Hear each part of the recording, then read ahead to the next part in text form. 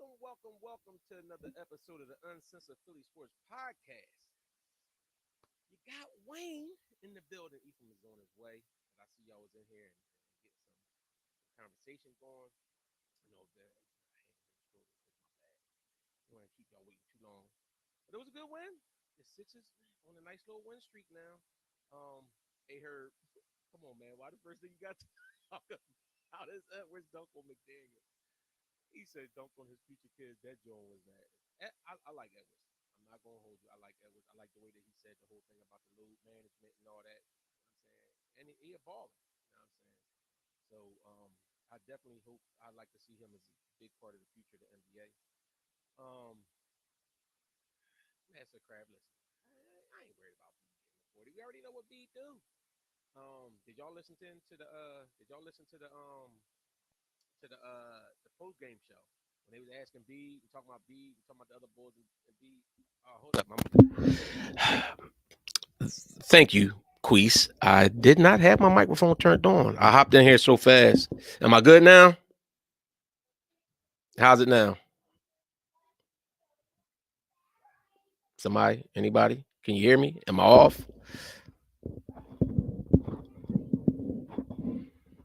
Y'all gonna make me restart the show? Oh, all right, bet. Thanks.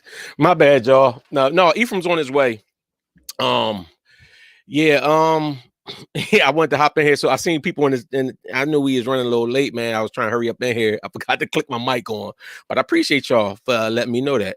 It definitely was an easy W. I was saying earlier, I was talking, I don't know if y'all can hear me or not. Uh, who was it that started off? Talk about what's his name getting dunked on?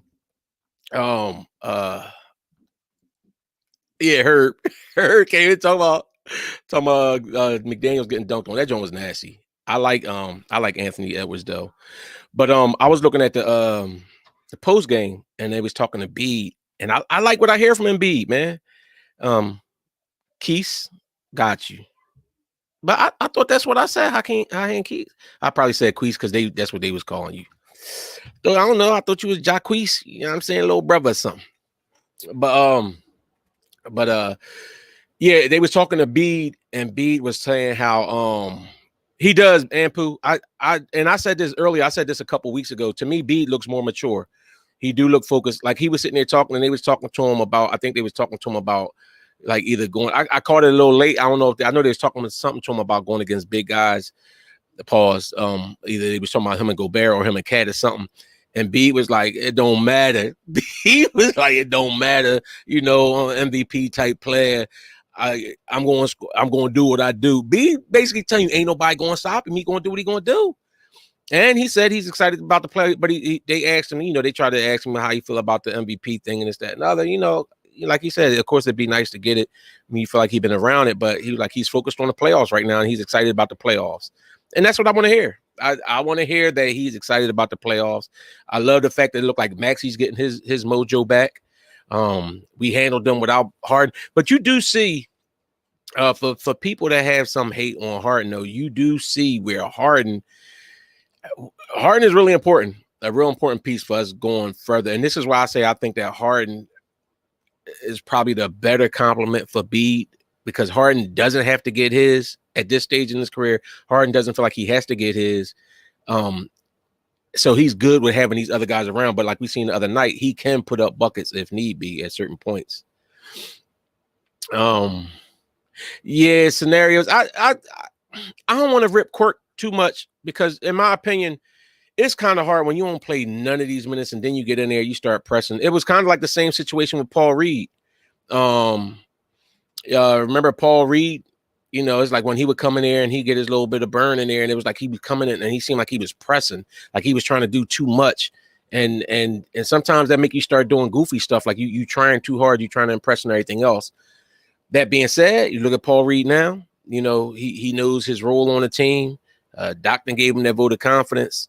I still think that somebody in the higher ups said something to him about it, and because Doc was begrudgingly giving Paul Reed minutes last year when he had DeAndre Jordan, and he was like he was saying he got mad because remember Paul Reed balled out one game and he was like, oh, it ain't like he won a championship or something. He's doing a whole lot of hating. So, but you know what I'm saying? I appreciate that. Make them pay. But yeah, I like Paul Reed. I like McDaniels. Even though he got put on a poster, a milk carton, whatever else you want to say, advertisement. He got put whatever you want to say. He got put on it. That thing is going to be shown. That was nasty. That dunk was nasty. But I always say this. It cracked me out though. Sometimes when people be real quick to talk about somebody getting dunked on and clowning them. Most of the time, if you play defense and against good enough competition, you're going to get dunked on. I know I got once or twice, but I also got some. I got a couple people back in the day, you know, before I had my 50-year-old knees. You know what I'm saying? I got up there and got a couple people, you know what I mean, different times. But if you playing defense, you're going to get got. You know what I'm saying? You might even get if you playing defense in good enough competition, you're going to get crossed up at some point in time. That's just how it is if you're playing against good enough competition. So the best of them get got. X-Man, I do like that mix of House, that McDaniels, House, and Paul Reed. That kind of goes to the athletic, you know, how, you know, Ephraim's been saying this and Tim has been, I mean, pretty much everybody's been saying this, but they've really been pushing the issue. Those guys are athletes. They're not Anthony Edwards type athletes, but they're athletes. So, and they, you know what I mean? They get out there, they get in the passing lanes, they play defense, they bring energy. And I think that's something that this team was missing for the longest. I think what they was missing for the longest was the energy. Everybody else, usually you think about it when you play against teams with a good bench. Like look at Boston, when their bench come in, their bench give them energy. We just played the Bucks. When their bench came in, they give them energy. And that was one of the reasons I actually wasn't mad at the fact that, we got special guests. We got special guest hosts. But that's why I wasn't mad when they had Maxey coming off the bench, because I thought Maxey brought that energy. But now with Doc actually using these young bucks in there and giving them more burn, we got energy coming off the bench. I was just saying with Paul Reed and McDaniels and House, we got young energy coming in the game. So, but I wouldn't be mad if we got I don't know, is Shake the answer at backup point guard? How you feel on that? Well, first of all, what's your take on the game? I'll let you go in on you. I mean, listen, here I'm really only here to say again what I've been saying for the last couple days. That's only because I should have known. Listen, hold on. Before he do this, Ephraim was ready to take a pass tonight. I know he had a long day today. He was going to take a pass. He done got up out of his bed to hop on the pod just to say how much he was right. I told you, we have the best player in the league, either between Joel and my other team, you know, Golden State Warriors. But Joel's he's a monster. This is what I've been saying. Bro, the boy had 20-something points in the quarter, ended with 39, didn't even touch the fourth quarter. Like this dude, he could do everything. I know, not my real team, P. Assassin, but Steph, you know what's irritating? Real quick sidebar: Steph Curry is actually shooting 8 for 9 from 3. He's having an incredible game, and they're down by like 10 points. I don't get Golden State on the road. It's unbelievable. But anyway, Joel Embiid, once again, and this is what I'm saying when I talk about the best player, because this game is really about him. Everybody's played well. Maxey played well. No Harden, no problem. Harden was in street clothes. We still was able to win. You had some role players step up, even though you ain't played decent. Toby was grabbing rebounds. We could talk about all that. But this is why I say, in my opinion, to be the best player in the NBA, the best player, not a good player, not a great player, the bull of the NBA, you have to have a complete game. When it's nothing you can do to really stop Joel Embiid unless he stops himself. Every player has an off game. These great players, LeBron, Curry, Joel, Jordan, Magic, whoever, Bird, everybody has an off game. But when they're having a regular or decent game, there's nothing you can do really to stop them. Joel Embiid is that dude. There's nothing you can do to stop him. If you put up a strong enough front, you can actually stop Giannis. If you have the defense to do it, and you dedicate your defense to making sure he can't get into the paint, which is a very hard task, by the way, and you make him settle for jump shots, yes, you can stop him. You cannot do that to Embiid. You can't do that to LeBron. You can't do that to Curry. You can't do that to a lot of these dudes. From an offensive standpoint, that's his one weakness to me. And Joel put a smackdown tonight. I'm trying to tell y'all, he's the best player. This is why we have the best chance out of the East to win going into the playoffs to get to the finals. And I believe we will. There's going to be Sixers in either one of three teams, either the Suns. I'm starting to count Golden State out because they just played too bad in a row. I don't know what's wrong with them this year. Suns, Denver, or maybe Dallas because Kyrie is there. Luka gets a lot of calls. The referee's whistle is very favorable for him. So they'll probably be Dallas, Phoenix, or Denver versus the Sixers this year because we have the best player right now in basketball. Is your mic cord getting a little loose or something? I don't know if that was just my sound or it was acting goofy. It's just like a little clicking. Hey, I jumped on the joint. I ain't even have my mic on. I'm sitting there. I'm all hyped up talking. It sounds like I'm in a wind tunnel. Is it doing anything now? Because it is. It's kind of. Let me see. Hold up. Every time is it just me, or do y'all hear it too? No, it probably is. It might be my speaker. There it goes. Is that better? Yeah, that's better. All right. Every time you know what's funny? The volume go down, so I try to do the manual because my mic. It's stupid. But go ahead. All right. Well, listen. I'll have my volume. I'll step back some so it won't be like I'm super loud. Okay. That's how we work. Go ahead. Until we get into a debate about something, then I'm all up in it like this. Pause. That wasn't a good look. But you know what's funny because I was just saying about Maxey. This is why I know some people construed it as me hating on Maxey, and it wasn't me hating on Maxey. My thing is, I feel like Maxey can consistently be this guy. I'm not saying that he got to be scoring like 25, 28 points a game, but I do think Maxey can be that guy where you expect him, where he averaging 22 points and he can drop 20 easy on an off night. Like that's the dude that I expect Maxey to be on the scoring side of things. So that's why when I'm sitting here and I'm saying I need to see more from Maxey Miami because I feel like he can do it. Now he has been on the stretch, but he goes through ups and downs. But that being said, I was looking at his stats, right? Even when as he was playing down, you understand that Maxey was still shooting 49% from the floor. If I'm not mistaken, I'm about to look it up again, but I got caught off because I was looking. I was like, hold up, like am I tripping or did this just say that man his percentage? Now you gotta make sure you ain't reading them Tim stats because you know. I gotta make it. Hold on, let me go back and look. No, it's 46. It's 46%. That's still 46%. Considering that he was. That's what I'm saying. Considering he was off. I mean, unless see some of the games you gotta remember. Some of the games. He didn't have that good of game scoring, but he didn't shoot that much either. Some of the games. That's true. That's would have made it look like Maxey ain't really hooping. He might have been like 3 for 9 or something like that. He just wasn't playing that aggressive. But he ain't gonna keep on shooting it if he off. I mean, he might have fell back, or it might have just been somebody else's game, like Toby tonight, for example. You know what I'm saying? He only had what did he end with? 8 points or something like that. No, he had 10 points, but he shot horrible. He ended with 10. What was his shooting percentage? I think he shot something like 25%. Hold on, let me pull that up. He shot 2 for 8. He was 25%, but he got down there. He had 10 boards. He had 14 boards. Toby now I'm going to put. I'm not going to sit here and hype it and say, "See, I told you where Tim at now." Toby had 14 boards because Minnesota is trash on the board. They was talking about how this was 2 of the worst. They said both of these teams is like in the bottom 6 in rebounding.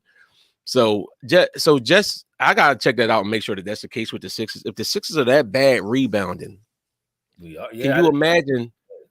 I know they're pretty bad on rebounding, but could you imagine if we get better rebounding? If we have my idea is to put Jalen McDaniels in the starting lineup with Toby and see, I guess in certain situations, because I don't really like that 3-guard lineup to start. Like with Melton, Maxey, and Harden.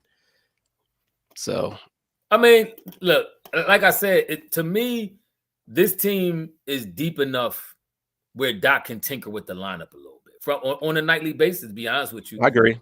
Yeah, I mean, you could start a little smaller. I know Kerr does that a lot of times with the Golden State team, especially now that you got Jordan Poole kind of, ascending and doing this thing. This is where you need a coach to be flexible enough and innovative enough to say, you know what, I could tweak this, I could tweak that. Look, tonight, PJ, you're gonna come off the bench. Tonight, Tobias, you're gonna come off the bench. The only dude we see really can't come off the bench right now is two players on our team. Joel, definitely he bull. And Maxie don't play good coming off the bench, so you got to start him. Harden's not coming off the bench. Oh yeah, Harden, Maxie. But that's why they the big three. That's why they the big three. Harden, Maxie, Joel. All these other boys could be kind of, you know, it's fluid. Then it's fluid from night to night, which you can do with any one of these dudes. And I think you could still make sure you got, I mean, enough firepower, enough defense, enough rebounding and all that to win the game. Plus, you got the best player on the court at any given night. You have Joel Embiid, you always got a chance to win. Just like when LeBron was the best boy in the East for years to come, every time LeBron stepped on the court with almost any team, you had a legitimate chance to win, and that's what you have with Joel Embiid. Yeah, listen, it's a lot of Tobias hate going on, and I ain't even mad. They said Toby stat padding. Yeah. And Pooh Mine said he was boxing out his own teammates for rebounds. Isaiah and Ampu, man, y'all gotta stop, bro. Listen, he the fourth best dude on the team still. So, I'm good with that. That's what I'm saying. My main thing is if we got Maxey, Bede, and Harden, any given night, one of them. Well, first of all, if B's almost a given for the 30. And if B's not getting 30 because they throwing that much attention at him to stop him, then Maxey can drop 30 or Harden can drop 30. And Toby might drop in his 19 or 20 in one half and then don't score nothing in the next half. Yeah, exactly. If you do that, listen, I'm actually cool with that. If you do that consistently, I'm actually fine. Uh-huh. You give me 15 in the first, and then you give me 2 or 4 in the second half. That's cool because I know Harden, B, or Maxey gonna pick up the slack, or you might get a surprise showing from Niang, who the last 2 games, maybe 3 games, actually been playing pretty good. So I can't knock Niang. But Niang up and down like that though, because remember he was cooking early, and then it's like he's off. Then he come in and he cooking again. That's cool. Now let me ask you this, right? Now I'm watching the game. Who do you feel had a better game today, PJ Tucker or Paul Reed? For one, let me start by saying this: Paul Reed get the worst foul call against him out of anybody in the NBA, bro. Maybe he get the young boy treatment. Maybe when he get a little bit more established, then he'll start getting the benefit of the doubt on some of them calls. But he gets the worst calls I've ever seen. But I mean, Paul Reed is just more. Oh my goodness, I'm kind of like side-eyeing his Golden State game. The Bulls Steph can't miss, and they still down by 12. This is unbelievable. He like 9 for 10 from 3. But the Paul Reed, to me, he gives PJ, in credit, all fairness to PJ, he fights his heart out. He goes as hard as he can. But Paul Reed, Matt, all right, this is the best illustration I can get. I was watching, it used to be the show on ESPN, this football show. I forget what it was called. It was called like, I can't remember the name of it. It came out, ESPN ended up abandoning it because they had one dude who was doing like steroids on the low, and then I think somebody First and 10 was doing way back in the day. I know what you're talking about though. I know what show you're talking about. It was and the NFL didn't like it. The NFL felt like it was playing them. Yeah. Yes, the NFL didn't like it, so it kind of made them pressured them to take it off the air because ESPN was airing NFL games at the time. So it was a star running back who was like maybe like an Ezekiel Elliott type boy or Emmitt Smith. He was with the team for a long time, and then they had a young bull come into the lineup, and he was sitting back waiting to hit on the young bull, and he kind of like monologuing what's happening, like giving his dialogue as they show him what happened, and then the young bull just broke out for like a 50-60 yard run, and he was like, he had to come to the realization like, yo, I don't have it no more. Like this young bull just got it. That's what I used to have. But now that youthful energy is just something about it that your body starts wearing down and you just don't have that spring in your step. You don't have that bounce, that quick cutting ability and all that. That's what Paul Reed got now. He got all the energy in the world. He jumping, he's swinging, he's trying to block every shot. He actually is blocking some shots. That one they called on him that he blocked Sarge drawing was trash. Not Sarge, what's the boy name? Gobert. He blocked Gobert's shot down low and they caught a foul. It was terrible. It was a great block. But he all over the place. He energy-wise, he all over the place. It's a young man's game at a certain point, especially for a dude like PJ who's almost 40, was never that gifted in the first place. You got to get it to Paul Reed. Got to. Yeah. Paul Reed shot 14% today, 1 for 7. However, it does even they both played 20 minutes. Paul Reed minutes to me are so much more visible because all the things you said. Reed did have 3 rebounds. He only had the 2 points. PJ plays 20 minutes, no points, 1 rebound. And this the part that gets me though. He ends up being he only shot 1 time, but his plus minus is 14. Now, you might think that sounds all right, but considering that Toby was 26 plus and Embiid 18 and Maxey 26, Paul Reed was only a plus minus of 5, but he's out there with the bench and not doing that. I just feel like I don't even understand why Doc can't even think. If Paul Reed is a natural power forward, why can you not run him in the starting lineup at power forward? I mean, listen, I said the same thing. I said the same thing before we had Dwight Howard. I thought it was a couple times we could have tried kind of like Milwaukee do it with Giannis and Lopez. We could have tried the Twin Tower John just here and there. You know what I'm saying? Just see how, like I said, depending on the matchups, depending on the game, you could give certain things a try. I don't know why he don't do it. It does confuse me. And Clarence, my thing is athleticism, and he says athleticism and height. First of all, athleticism is to me. Athleticism may outweigh height, I guess, depending on the circumstance. You still got to be a certain height with the athleticism, depending on the position. But my thing is, I don't knock either one. I don't knock either one. I think athleticism, in my opinion, might be more important. But it's not that I'm knocking height. I'm just saying, just because you tall don't mean you good. That's my only thing with Tim. Tim, every time you say, oh, the bull's 6'9", he's 7 feet and all this, and like, it don't mean you a baller. Like, I mean, it's plenty dudes who've been 6'9", 6'8", and plus, and haven't been that good. You got to know what you're doing with it. And Paul Reed, I give it to Wayne. Wayne watched him all the time. He was in the G League or whatever they call it now, and he was hooping. He worked. He was MVP of the G League. Yes, he worked on his game, and now he's showcasing a little bit. And the more you get time, the better you're going to be able to showcase it, and the more you mature on the court. And Paul Reed is maturing. He's doing his thing. Yeah, and Isaiah, he said he went to the Miami game in Philly, and Paul Reed was warming up, and he could shoot from long. Listen, first of all, most NBA players, other than one that will go nameless right now, can shoot in warm up. Like for real, that's like I don't even know if you look and saw it was like when Michael B. Jordan and the young boy that's with him in the movie they was on TNT and Kenny, and they were like doing like a little free throw thing. And then Kenny was like, all right, I'm gonna step in. Kenny came up there, bad knees and all, and just was like, whap, whap, whap. Like, ain't even think about it. Dudes at that level, like for real, they can shoot. Like we think, even a boy in the NBA that you might be like, oh man, this boy is garbage. He's shooting 20% from 3. I guarantee you, if he's shooting and playing hoops around with most of us or in a gym of rec somewhere, he wetting the net. Because that's what them dudes do all day. They shoot it. It's just a little different when you're playing against athletes that can shoot too. But I've seen Paul Reed, his form looked funny, but even when he was in the G League, he had a decent outside shot. You know what I'm saying? And he you know what I'm saying, stuff like that. So, but I was going about the athleticism. Mm-hmm. I think athleticism is more important than height, though. And my main reason for saying that is when somebody's tall, you kind of know what to expect. Because in all honesty, I think that I actually used to get over on a lot of guys because in my day I was more athletic and I got a long wingspan. So when you see somebody like a guy might see me at my height and feel like, okay, I could get this pass over his head or I could get this shot up real quick. And then you have the athleticism and length to get like you get up there and extend, it surprises them.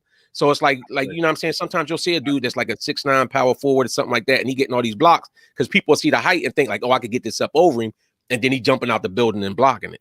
No, I can agree with that. That I was thinking about that too. I do think athleticism to me is more important than height. I mean, Jordan, he was Boban was what? Boban was what? 7'6". Yeah, I mean, look. Somebody mentioned Rudy Gobert. Who was it? Isaiah Lowe. He said, look, Rudy Gobert. Offensively, he trash. He good defensively, but I mean, this is why I was talking about. Excuse me, about to me. Remember when Jordan came into the game? When Jordan came into the game, what type of game was it? It was a big man game. Everybody was looking for the next Kareem. That's why Jordan got drafted 3rd or 4th. I think it was third pick. They drafted with Sam Bowie over him. Everybody was talking about that because they was looking for the next big man.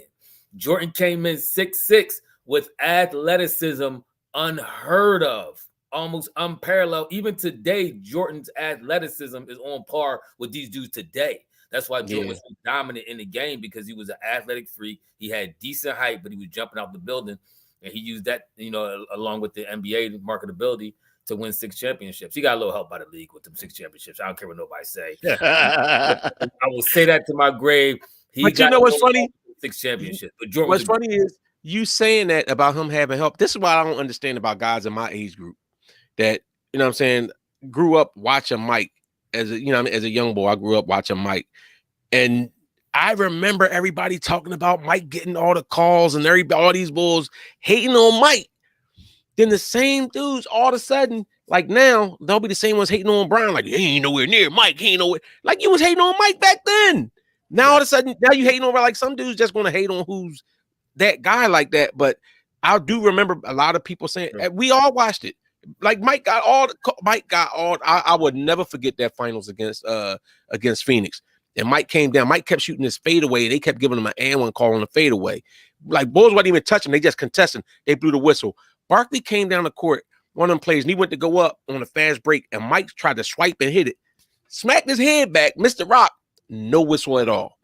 I sit there and I watched Mike double dribble right in front of the ref after they just teed up Gary Payton, because Payton was complaining, like, y'all calling these whack calls, this and another. Mike blatantly double dribbled in front of the ref. The ref called it, but Mike was in his face like this. Mike was in the ref face like this in the finals. Like, don't you, like, you know who I am. Don't you call that call. And the boy just walked away. Like, you just gave my man a check for complaining about a foul. Mike chastised you on national television, and you just walked away. So you can't tell me Mike wasn't getting, you know what I'm saying? He was. That's my whole point too. And Pumand, you're right. Mike was the NBA. You got to remember what was happening at the NBA at that time. It was a transition from Magic to Bird. Bird went out with a bad back. Magic went out with the HIV. And the NBA's viewership was starting to decline. Then you had, because remember, they didn't like, a lot of people didn't like the rough, rugged style of the Detroit Pistons. They said a lot of that was kind of a turn off for the majority of fans. So they kind of really wanted to go away from that. That's why they started promoting calls and officiating that was beneficial to offense. Then Jordan comes in, perfect time, baller, killer instinct, the whole nine, athleticism, marketability, yeah, all that. Signed with Nike. That was another thing that took it to a whole nother level. And the rest is history, but it was in the league's best interest to make sure that Jordan won. Just like when I told y'all, if you ever watched the Tim Donaghy John on Netflix, and he said he went there and he said from the very outset that he became an NBA official, he knew and he was told that it's certain dudes you don't call certain calls on. Now the same is kind of true today still. If you're a star, if you the Joel Embiid, LeBron, and Curry and all them, you're going to get favorable calls. I understand that's just how it go.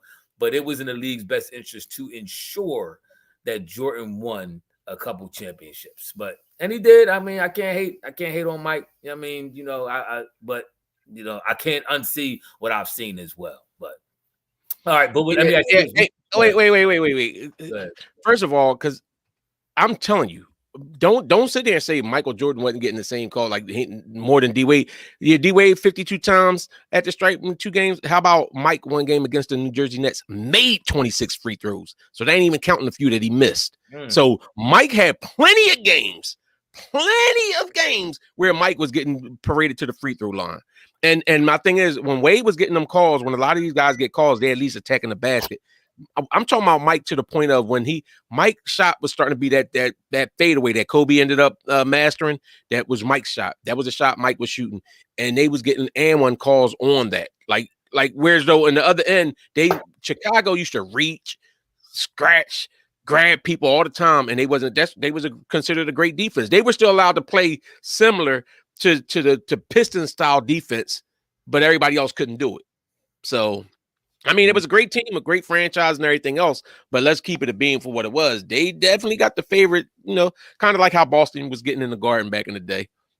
Yeah, that's you wasn't going to touch Bird in the Garden.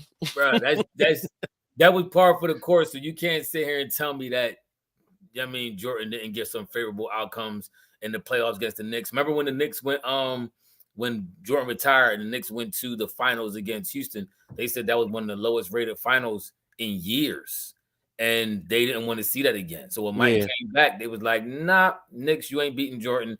Jordan going back to the finals again. They made sure that Mike went back to the finals because it's all about money. It's a business, especially at that time when Jordan was pretty much carrying the league on his back. You had Right. other boys who was good and people had interest in, but Jordan was pretty much carrying the league on his back. I do think today's game, the NBA has spread out so much worldwide that you still have your top tier dudes, but even without that, if Steph Curry ain't playing, viewership ain't going to fall off the cliff. If LeBron ain't playing, viewership ain't and you going. got enough player, and the fact that we argue how many different players are in the mix for who's the best. No, there was no arguing who was the best player when Mike was playing. So, hey, listen, hey Charlie, tell him. He said this one had us hating Mike. Them bogus calls. That's my point.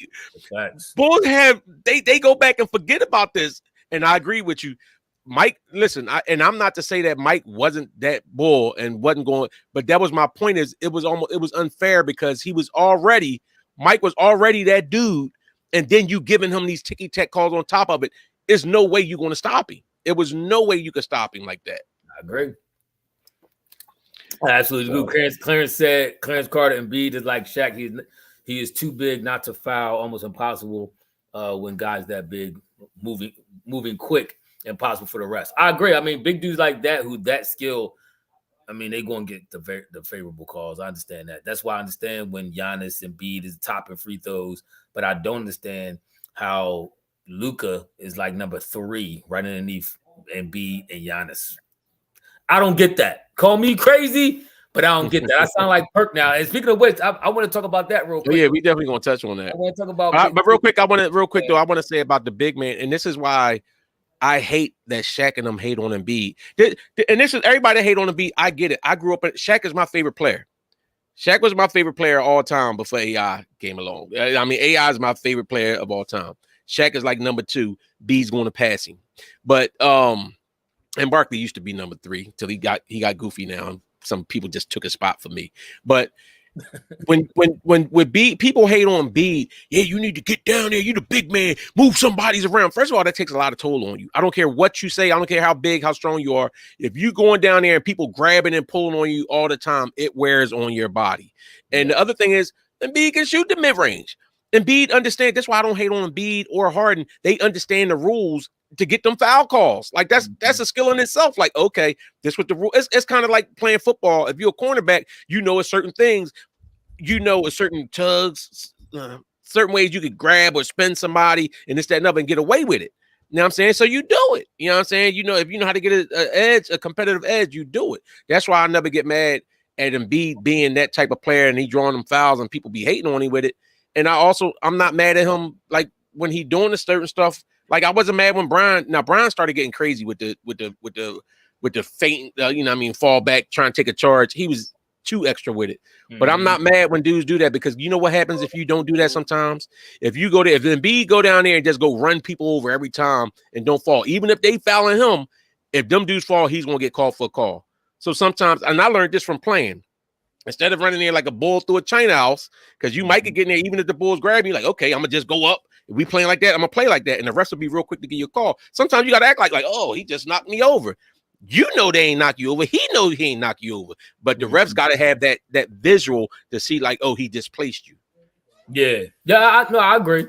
I mean, and that's why sometimes, you know, you get a little bit of the theatrics from a bull like a LeBron James or something like that. When you feel you're not getting calls, sometimes you gotta feel you gotta sell it to get the calls. Sometimes some of the selling had just went too far. It like did. The boys like grabbing their face like they got hurt and all of that, grabbing their body like they're on the ground. You would think somebody's about to miss the rest of the game, and then he jump back up like, bro, stop! Like, come on now. You should almost be able to challenge that if that's a call, and if it's found that he had no contact to his face and he grabbing his face, give him a tech.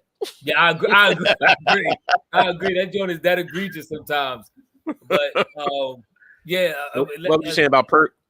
Oh yeah, I mean, let me know your thoughts. I mean, your thoughts as well, Wayne, about the whole confrontation that Perk had with JJ Redick on First Take, where Perk comes in there and lays out some pretty sound statistics. He says since 1990, only 3 players have won the MVP who wasn't top 10 in scoring. Those three players was Nash, who did it twice, Joker, who did it twice, and Dirk Nowitzki, who did it one time. And he said, what do all those players have in common? He said, I'm gonna let y'all brain stroke on that. And then JJ Redick came back and accused Perk of being racist and saying that he accused Perk of saying that the voters are racist. Now, see, yeah, first of all, what's your thoughts on that? Yeah, well, first of all, I could understand why and now mind you, JJ, to me, JJ, I think for the most part, JJ fair with assessments and stuff. I don't think he goes overboard and anything else. But sometimes the truth is what it is. I mean, it's kind of like the critical race theory, how some of them don't want it to be taught because it make them look in a bad light. But listen, like Perk said, most of the voters are who? Right. You know what I'm saying? And let's not act like we don't all want. We hear Tim say it all the time about FBAs. You know what I'm saying? Like, he'd rather see like some people like from the hood type ball players. People like to see their type of people. People like to see people that look like them prospering in something. Mm-hmm. So when you're sitting there, and I can't even really necessarily argue with Joker or Dirk. I'll have to see who else was balling. Dirk was balling that year, and he ended up carrying his team to the finals and won. So. That being said, Brown should have been MVP almost every year around that time. Same way you could have made the argument for Shaq during his heyday. But I think that Perk made a valid point. I think we all think it. It's just a matter that he said it. And sometimes that fragility is, That fragility is very real. And I agree with Isaiah Lowe. He said JJ put him Malika Andrews. He did. He tried to play, like, first of all, to say he used a very powerful trigger word. To say that somebody is accusing somebody of bias is different, in my opinion, than somebody saying somebody's racist. Right. So he tried to say, instead of him saying to Perk, which Perk was implying a bias, he wasn't necessarily racism. He's implying a bias. And why do we act like biases don't exist is beyond me. We act like biases don't exist. Like, sometimes you like certain people for reason why you like certain people. You may, if you're a white person, you may like white people because that's all you've been around all your life. So you're more comfortable with them. If you're a white person who live around black people, you may prefer black people because that's just your bias. I mean, if you're a black person, you've been around black people all your life, you may feel uncomfortable around white people. This is the kind of stuff that people actually don't want to talk about. It's not being racist to say, yo, I would rather go to a bar or a club that got more black people than white people. And so that's racist. You don't want to be around white people? No, I just feel more comfortable around black people. That's just my personal feeling. That's how I feel. That's just my own personal bias. So that's what Perk was saying, that I see a trend of biasness. That's right. I might have just created one. Biasness against or for the players that's playing well that y'all want to see do well. Like, that's all that is. Let's keep it a bean. Let's keep it a bean. Nash and Nia won 2 back-to-back MVPs. As much as I say he probably should have won one, because he definitely did have a great season. He had a great season. His team was I think a 30-win team when he got there. I think the number 1 seed, they had 62 wins that year. The first year he was there and everybody was balling, and Stoudemire and everybody, and Merriam, I think Merriam was there at the time. Great team, great effort. I ain't had no problem giving them 1. 2, in a league with Kobe and Shaq and AI. Come on now. Then you talk about now Joker gets 2 back-to-back in the league with LeBron, Curry, Giannis, B. Come on now, like, get a little iffy with this stuff. Yeah, and Dave Young, I stand corrected. I appreciate that correction. Dirk didn't win it the year he won this finals. He won it the year that they got rocked by my man B Diddy in Golden State. I like that Golden State team. Yeah. But yeah, it's a difference between racism and bias. That's just like Ephraim's biased. I mean, he's not racist. I mean, he might be because of light skinness, but I mean, Ephraim loves Steph Curry because Steph Curry, he feel like that's him. He feel like that's him running around, shooting from outside and this, that, and other. And because that's his style of play, even though he trash, but that's it. It's like, no, he's not. That's his style of play. So he equates to that. Like so when whereas though, like somebody like me in my later years, I was more of a down low player, down in the post paint, all that type stuff. You know what I'm saying? I appreciated the big man playing in the post. But I appreciate both because you know what I'm saying, I played both ways throughout my life. But sometimes you might have guys that's like they the undersized guy, they the small guy, like the gym rat, the hustler, and they'll be the ones that hype somebody like TJ McConnell and be like, TJ's the heart and sterile hustle, TJ this, that, and other. Meanwhile, you have Markelle Fultz, TJ better than Markelle. I would like, bro, like that's just what people do. They see themselves and they want to see somebody that looks like them, plays like them, or whatever else, and showing like, yeah, we did it. I mean, honestly, that's how people be with it. No, I agree, and make them pay 87. That's what I was saying. He said people confuse bias with racism nowadays. I agree. Yeah. I don't think it's the same thing. I think he was saying that's a bias going on, and sometimes people got to look into within themselves when you talking about when you have a bias, but you're voting on an award that really shouldn't contain it. You should try your best to look past your biases because you're not just voting for yourself or your group of people. You're voting for everybody. This is a NBA award, so it's not a European award. It's not award, I mean, based on some type of demographic. This is the NBA award, includes everybody. So you got to try to see the best of your ability. You got to try to get your bias out the way. But somebody ample mind said Brown was averaging 31, 7 and 6 the year Nash won. That's Brown, even Brown was in. See, look, hey. See, this is stuff that, let me tell you something. This would used to drive me crazy. And this is why I have so much dislike of Nash. It's not necessarily Nash himself. I never met the man. I don't know really what his personality is. But they hyped him so bad. And remember, this was during the time they was hyping Nash. They used to rip AI all the time. Allen Iverson, just strictly offense. He doesn't play any defense, this, that, and other. Meanwhile, Nash was horrible on defense. AI at least could give you 2 steals a game. Nash played 0 defense. 0. And then you tell me you averaging like 15 points and 13. Okay, you got the assist, 15 points. Don't sit here and hype me and tell me there's no way there's no way that should have been the MVP year. There's no way. It's horrible. And we all know what it was and why they picked them back to back. Because every once in a while, you got to throw some little salt. You can't have all pepper. Sometimes you got to mix some salt in. You know what I mean? Steph Curry was able to draw. You know, they love Steph because Steph was close enough. Whereas though they could give him a unanimous decision. Whereas that shouldn't even have been unanimous. But Steph was like, this might be the best we gonna get right now. That was before Joker and Luka came along. They was like, yeah, Steph might be the best we could get. Steph, I don't mind. First, let's be clear. Let me make a couple statements here. All right. I'm agree with a couple comments. Charlie M, make them pay.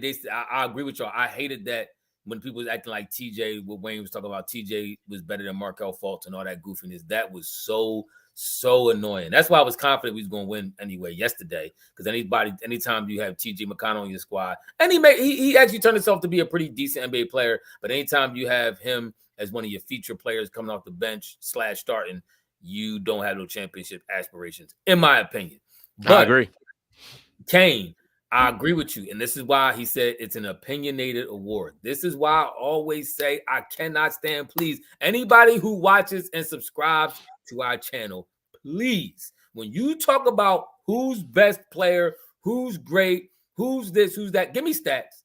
Don't give me awards. Don't give me defensive MVPs. Don't give me league MVPs. Don't give me finals MVPs. Don't give me how many defensive player of the year. Don't give me how many defensive first teams, the second teams, the offense. Don't give me none of that. I honestly don't care about none of that. Give me solid core stats. Give me the defensive win shares. Give me your field goal percentages. Give me your steals, your blocks, your rebounds, your assists, your efficiency field goal percentage, your 3-point percentage, your free throw. Give me tangible stats. Give me your point scored in clutch. They keep all these stats now. Give me your point scored in the fourth quarter. These are the stats that matter to me. All that voted on stuff, I could care less about. And now y'all see why, because according to Perk, he said he's not the only NBA player who feels like his biases with these awards and all that kind of stuff like that. So this is something that's been happening for a long time, but this is stuff that when I hear people make arguments, why this player is better than this player, that player, they throw up all these voting awards. I don't care about none of that stuff.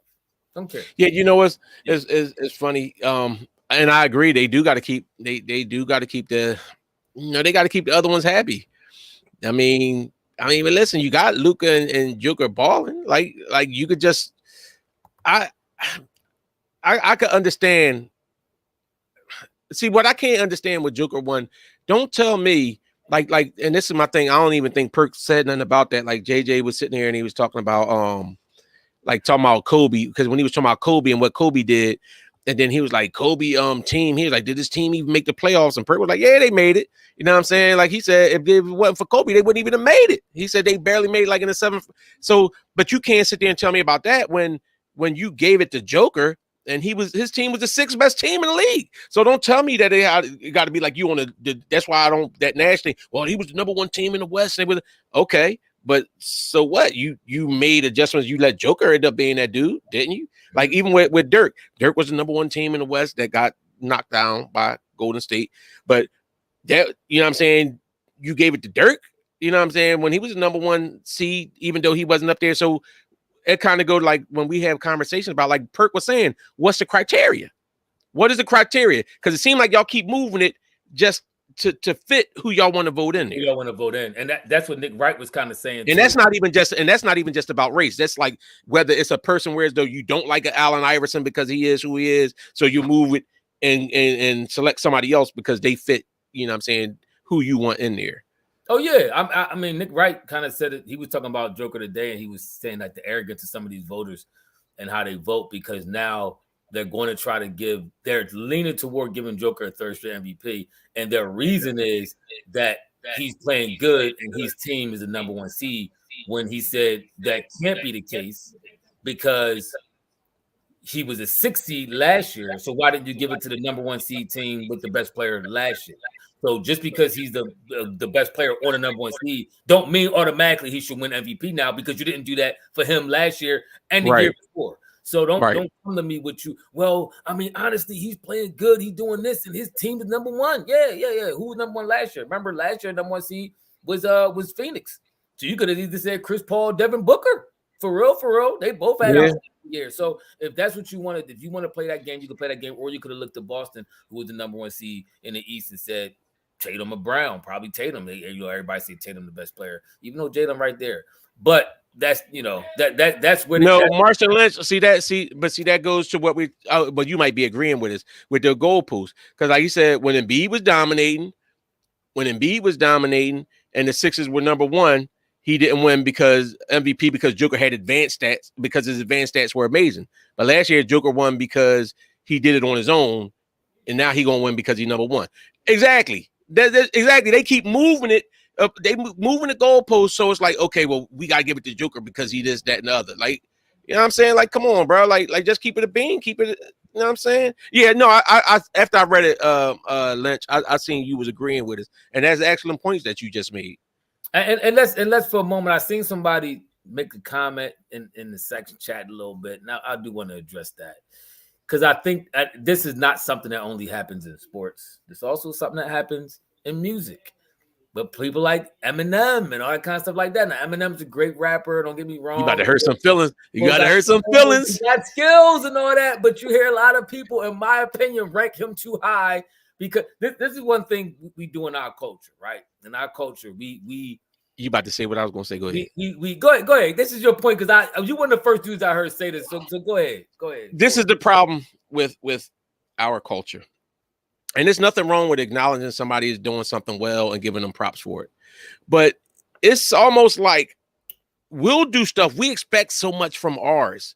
Like we'll see ours do something that's like, that was all right, this, that, another. But somebody of another culture do it, and it could be meh. But it'd be like, oh, you see the bull kill it. Like it's like the one thing they be having when the dude be doing the news, the dude do the news, and he come on and he do some of the latest dance on it. Like, oh, he killing it. Or you see some other cultures and they sitting there and they doing like a hip hop dance, like, oh, they killed it, like, man. Meanwhile, we had like little kids out here busting it out, doing way better than that, and we don't get them the same height. We be real quick talking about somebody invited to the barbecue. Oh, invite them to the barbecue. Oh, they invited to the cookout. They invited to the cookout. Like, come on, stop hyping them. Some of them deserve that praise, but don't hype them just because you don't expect that let's say they say white people can't dance or white people can't dunk, white people can't jump. So it's like then it's like when you see somebody do it decent, then it's like, oh, they was Eminem came out rapping, oh, he's the greatest rapper ever because you already know his fanboys is gonna say that just because they got somebody that looks like them doing it. But then we get some of us, no, man, Busta Rhymes has been doing that fast rapping stuff all that time before. Like, listen, and what I'm not saying, MOTC, don't quote me incorrectly. I didn't say Eminem. I said he's a great rapper. He's talented. He's very talented. I like the movie 8 Mile, and I mean, everybody know the Clarence line. They actually had a meme he was doing about John Morant. When they were playing Eminem rapping on bars and they had John Morant picture with his family and all that. Wait, hold on real quick, Ephraim. Master Crab, you said how come there wasn't no other white rappers that got before him that you don't remember them hyping Vanilla Ice? Vanilla Ice, he took the whole alphas. I'm about to say that third base too. Third base got a lot of love too. Yeah, but Vanilla Ice, all he did was he stole the beat from Queen. Doom doom doom doom doom doom doom doom, and then he did the Black Fraternity going ice ice baby, and then he came out and make this joint and get successful over that. Like, come on, man, let's stop. Yeah. I mean, it's nothing wrong with giving credit where credit is due, but sometimes I think we just get a little too hype and too Joe. We get a little too hype and too Joe, like Wayne said, the dancing weatherman ball, and he be kicking it. Like, I'm not hating to say he's not kicking it, but it's like, we never saw this before, and it's like, yo, bro, I've been saying just like, and it's the same thing. I was just reading something about the whole TikTok videos and all, white people doing the dances. Most of the dances were created by black people who killed them. Then somebody white doing everybody blow it up, and the white culture get black person get like 1,000 views, and meanwhile the white person get 2.5 million. Like, I'm not. This is that once again. Hey, MOTC, it don't matter about sales because guess what? You know what you're going. This is the point that we're making. Sometimes even our own culture bigs them up just because of the fact that you don't expect somebody like them to do that. So, and I'm not saying Eminem trash by any stretch of means, but like who Eminem really bodying on a verse? He was talking about Pamela Anderson and stuff like that. He ain't come at no rappers, and did he go at any rapper? He went at Donald Trump. He went at Pamela Anderson. What rapper did he go at like that? Yeah, come on. Yeah, he came at what's the bull who came out with the Machine Gun Kelly, the other white bull, white on white crime. No, the light skinned bull who had the Source magazine. What was his name? What the bull? Yeah, but he wasn't no rapper. You talking about the bull that was I'm just saying, I'm just naming people who he came at. That's who he came at, like that. Yeah. You know what I'm saying? So I mean, listen, he got bars. I'm not hating on. See, this is what I hate when people do. Mariah Brittany. If I say somebody's deficiencies, or I say that they overhype, people try to say I'm saying weird, or me is saying they trash. I'm not saying that. He's a great rapper. He got bars. He got talent. He got the wordplay and all that. But he's not the best ever to do it. I cringe when I hear people say, "Oh man, he the best ever." I'm like, what? You mean in the lifetime with Cool G rap and Rakim and Karis One? Yeah, Benzo. That's what you think. That's Benzo. There you go. Benzino. Yeah. Benzino. Nas, Jay-Z, Biggie, Pac. Like, all these dudes we talking about, I could go list names on top of names on top of names. There's no way you could tell me he's number one above all of them. I'm not buying it. That's not happening. You know what argument I hear that makes all the sense in the world? It's a little bit self-hate. I agree. You know what? You know what the argument actually gets me with that? What M Jones you banging out your whip? You riding down the street and you like, I'm gonna throw that fire. You know how? Come on, don't front like we all done been there. Maybe when you was a little younger and you want to throw that music on because you great ride down the street. You want everybody to turn and look around. What M joint you popping on there? I mean, yeah. I mean, he got a couple that I like. Like I like the joint. Are you going to bang that joint out? Like, yo, I'm about to turn this joint out. I'm about to bang that M. It's like two of them, and that's kind of it. It's like two of them. It's like, I mean, he got the classic 1-to-1, and first of all, once again, to show you how their people take our culture and then they get elevated. He won the first Grammy, I think, for a rap song, didn't he, when he did the 8 Mile joint? I think that was the first rap song that ever won an Oscar, I mean. So he wins an Oscar for the rap song in a movie. The great song. It's hype. The track is nice. And he also, let's not forget, he had a great producer behind him that really would allow his talent to flow and let him do his thing. Like, don't ever forget that. That boy Dre. That's why Eminem now, if you for real, without Dre, he ain't M no more. But he had a great producer behind him. But this is what I'm talking about when I say what our culture do sometimes.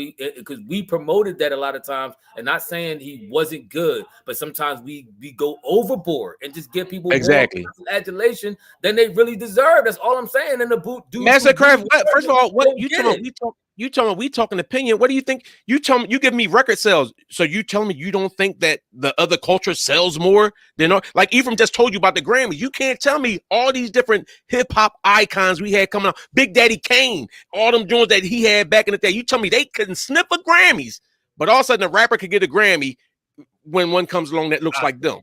Yeah, but I'm saying, like, even with the Grammy, was rappers winning Grammys and stuff like that. You know what I'm saying? That's why we had to do the BET and Soul Train Awards, because we wasn't getting no love on them things like that. So that being said, like, so don't tell me. Let's be clear about the hood is the end all be all when it comes to Well, hood is the end all be all when it comes to hip hop, when it comes to what's cool, when it comes to style. The hood is generate most of this stuff. Y'all gotta realize. Wait, real quick. You talking about who streamed? This is why Jay-Z and them said about billboards and all that, because the media controlled who they put on whatever. They didn't even want to put Michael Jackson and Prince on MTV back in the day. Like, come on, man, miss me with that. Most of what's fly comes out of the hood. Let's be cool. Most of what's considered cool. Most of what's considered fly. Most of what's considered in stems from the hood. Rap stems from the hood. Eminem got his rap from the hood. This is all I'm saying. Maybe you're not following the conversation because you feel offended because you feel Eminem is the GOAT. Most people in the hood, real MCs, people who know rap, who've been back down since Terrace One days and Big Daddy Kane and Rakim and all that. Most dudes though, he ain't no GOAT like that. Cool G rap, he ain't no GOAT like that. Like, stop. He's a great rapper, but he ain't no GOAT. See, this is exactly the point we talk about. Who was the new fans he broke in? He wasn't like a whole bunch of black people like, you hear Eminem? I got to start listening to rap now. It's kind of sort of like how Tiger Woods broke a lot of new people into watching golf.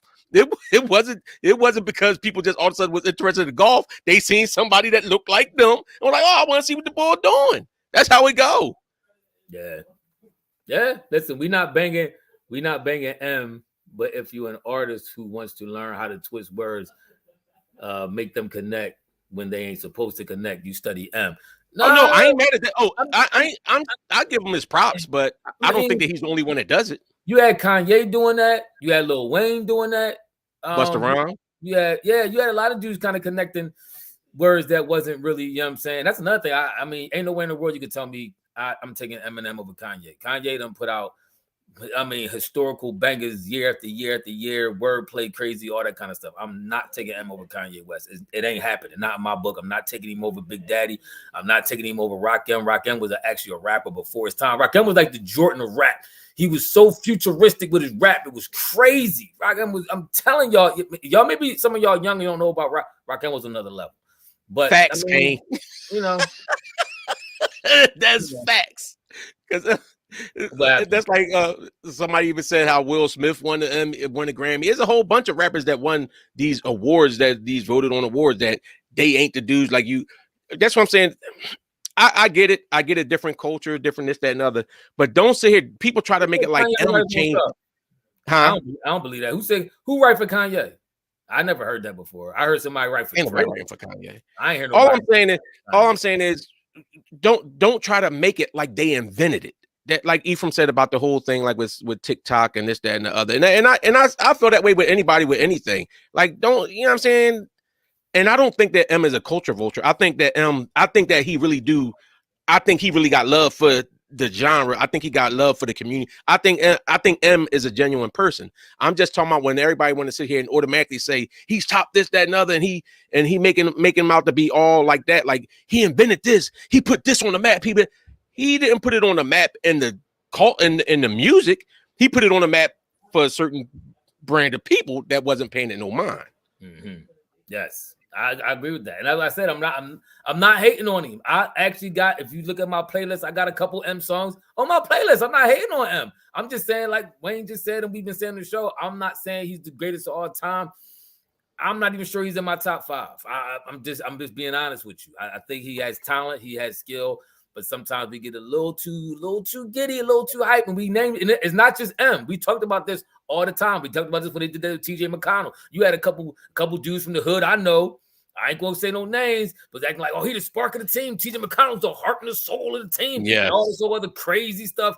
Like that's why Baron Davis, remember on TNT? Everybody got mad at Baron Davis because Baron Davis was like, yo, come on, man. Like, stop. Like y'all hyping the boy TJ McConnell. Like, Baron Davis got salty, and the media came out, wanted to attack, and you had people coming left and right at Baron Davis to the point they tried to make him retract what he said. He like, yo, look, he's okay. Like, he's not that good. He's fortunate that he's even in the NBA. He got way more of a chance than a lot of other people would have got, like a Tony Roten. You think TJ McConnell was better than Tony Roten? Tony Roten was putting in buckets. He didn't get the TJ McConnell got 3 to 5 years playing 82 games from the Sixers to get the opportunity to be that good. Yeah.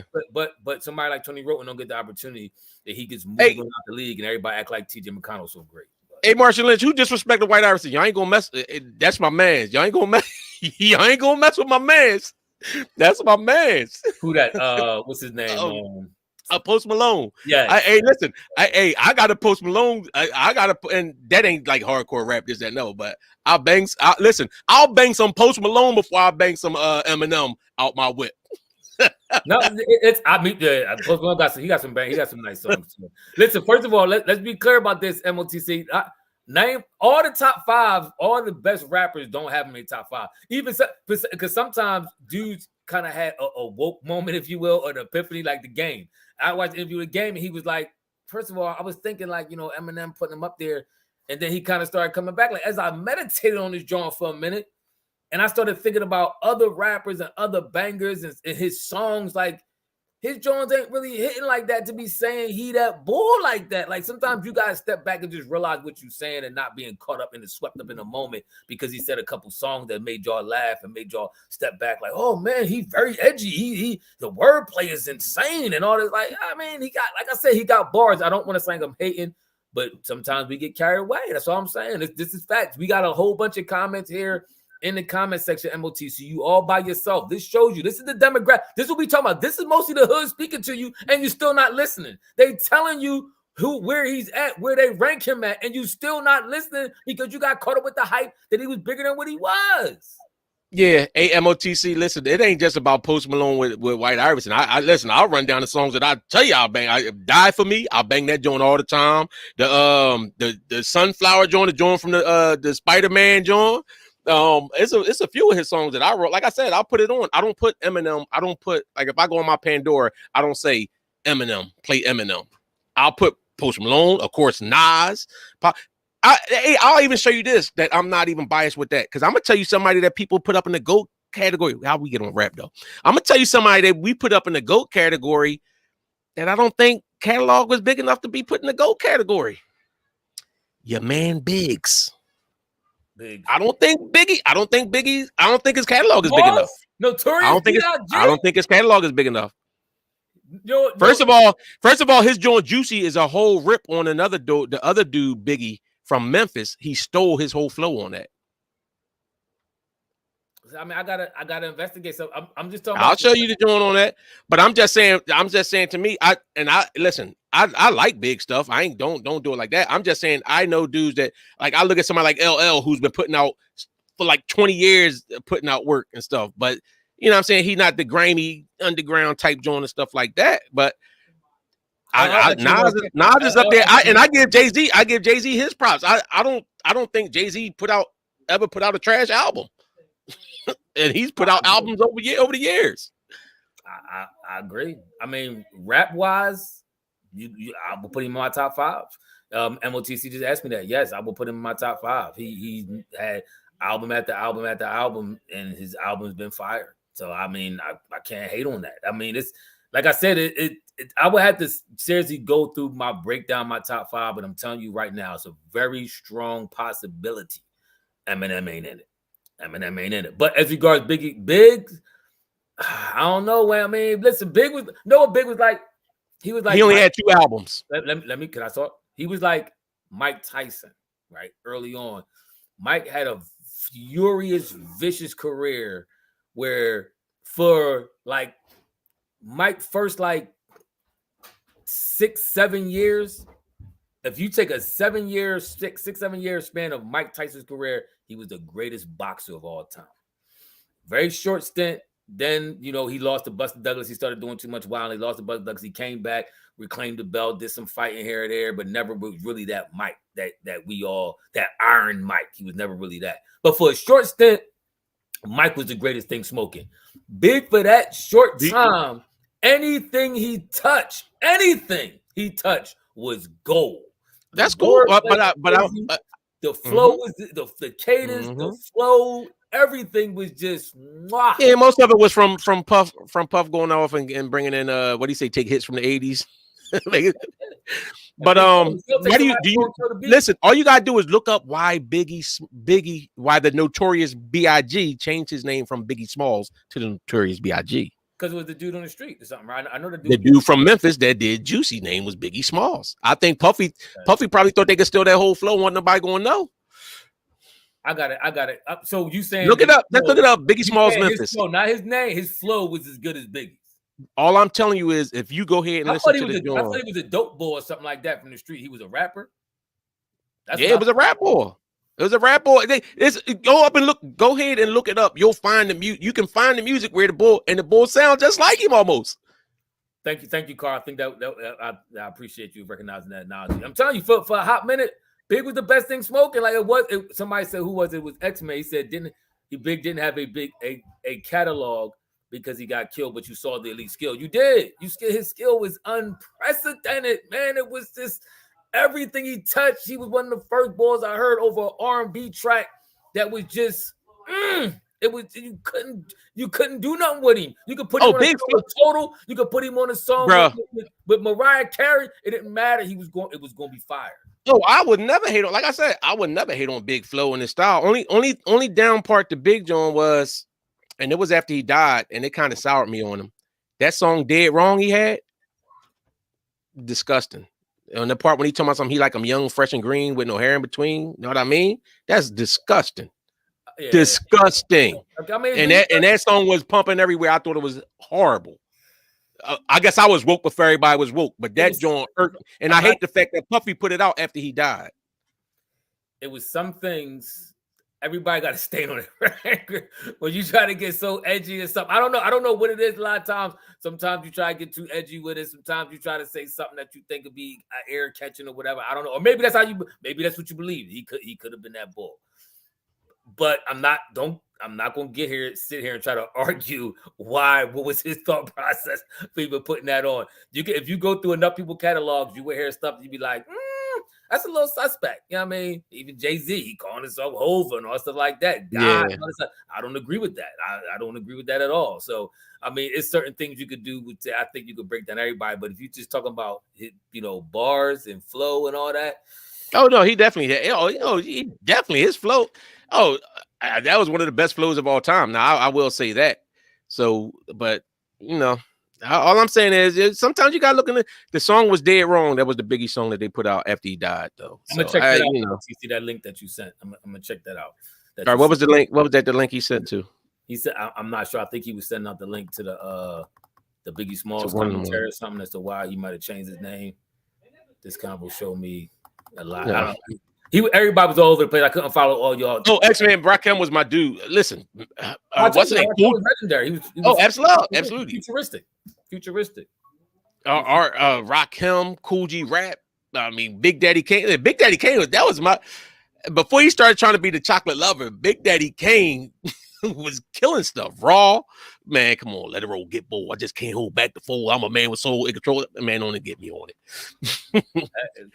Look, I like this conversation. Yeah, because we mess around, be out here all day, but I gotta get up in the morning. I like this conversation. We just saying, listen, for the culture, don't be too Joe. That's all. Me and Wayne's message. That's all we're saying. Don't be too Joe just because it's somebody from a different culture doing it. I know we appreciate when other people appreciate the culture, and I think that's where some of the Jonas come from, because we like the fact that they doing the dances that we like, so they appreciate the acceptance, and sometimes in that wanting to be accepted, we get too Joe. That's all I'm saying. We just get too Joe. Oh, he telling it. That's the boy. He invites to the cookout. Bring him in the whole family. It's like, slow down, relax. He did all right. That's what I'm saying. Yep. Nah, Slick Rick. Listen, Mona Lisa is my all-time class. See, that's what I'm saying. I can blast all of these out all these people we naming, I could take a song and blast it out my whip and feel like just chilling. There's nothing in Eminem's catalog that I just be now some of the stuff that he be on, I'll blast Lean Back. And his verse is fire on that joint. You know what I'm saying? Even the joint with him and 50, he got some joints, you know what I'm saying? But there's no joint off of his where I'll just rock it out where I'm like, I'm just blasting that joint or playing it at a party to get it hype. I agree. J. Carr, I do agree. Some of his lyrics at times got very on the edgy vibe, but who that? I know what you're saying. He's talking about Big. Oh yeah. And I do recognize Drake as, to me, you got to get Drake his props. He been putting out album at the album, them joints be fire. See, the only thing I'm concerned about Drake, I know they said for a minute it was about the writing. Yeah, about the boy ghostwriting for him. I forget his name. I was just showing on the video too, because they remember actually Meek Mills, the bull who's supposed to be writing for Drake. Meek Mills ran up on him in a night store and rolled on him because apparently he wouldn't write for him. It's something to that effect. I can't even remember the dude's name. Somebody in the comment section might remember it. But I mean, what about Meek Mill? No. About the dude who writes for Drake. You talking about Quentin Miller? Yes, that's his name. But he got beat up by Meek Mill's crew or somebody in a Nike store one time. They ran up on him because they was mad he wouldn't write for him or something like that. Something to that effect. So he had beef with him. Well, them ain't in my earphones either, my guy. Yeah, but no, good show. I gotta get take it down. But some of these topics we'll address later on with the culture, because I see we got a lot of historical music wise and so forth. So I like topics like this. It's kind of fun to talk about. That's fair, Charlie. I just like his music. I'm giving him props for his music. I don't look at him as being the top rapper all time, though. Shout out to DJ Run. MC Run. All right, fellas. Yeah, I like Luda too. I actually had a couple Luda albums. Oh, yeah, Luda. Yeah. Oh, all right, real quick before we go. King of the South. Is it Luda or T.I.? It's Jeezy. Jeezy, my man. I gotta put Jeezy. You gotta put Jeezy in there. Jeezy. I'm not big on Snowman. He sound like a slowed down Jada Kiss. No, Jeezy. Oh, that's another boy, Jada. Jada better than Eminem too. Jada, yeah, Jada. Even though Jada been faking the funk. Yeah, I'm taking Luda from the South. Even though Jada been faking. All right, we gotta go. Listen, me and Ephraim gonna come in here one day. This what we gonna have we gonna come on and have a conversation with that. We gotta start going on other stuff anyway. We just gotta be careful because you know what I'm saying. Sometimes conversations we talk about a lot of stuff between the two, but to answer your question, between the two, I like Luda, but I think I'm leaning toward Tip between the two. You think Tip is the better rapper or just a better music out? I think he's a better rapper. I think Luda has the better music, like the more catchy hooks and all that, and get back in the videos with the big hands and big chain and all that. But Tip, I think if you talking about rapping wise, I think Tip a little bit better in my opinion. Yeah, I'm taking Luda. That joint he had on Missy Jones, he talking about something about with the Burberry cologne, like. I take Jeezy over both. Jeezy, man, I like Jeezy. All right. All listen to his edited music, by the way. Now he gonna tell us we don't know hip hop. Boy, I done probably forgot more. I was there when hip hop got created. Yeah, young buck. We can sit here all day talking about hip hop. Don't get my older brother Eli on here. Take y'all back. I'm telling you, Eli is like you. He rap historian boy. I was in the barbershop the other day talking about he's bringing up names of people I forgot totally about. And he remembered when they dropped albums and who said this and who said that. What they had, all that kind of stuff. Yeah. So Rich Homie Quan, that's my joke. What's that joint he got there? All right, man. I'm out here. Y'all gonna have me on here all day. All right, fellas. All right, peace out. Hey, get them likes up. Yeah, listen, we ventured off a little bit. Come on, give me Ephraim some likes. I'm willing to share my top likes category with Ephraim. Let's get them likes up there. Get them likes up. All right, fellas. Deuces. All right, y'all be safe.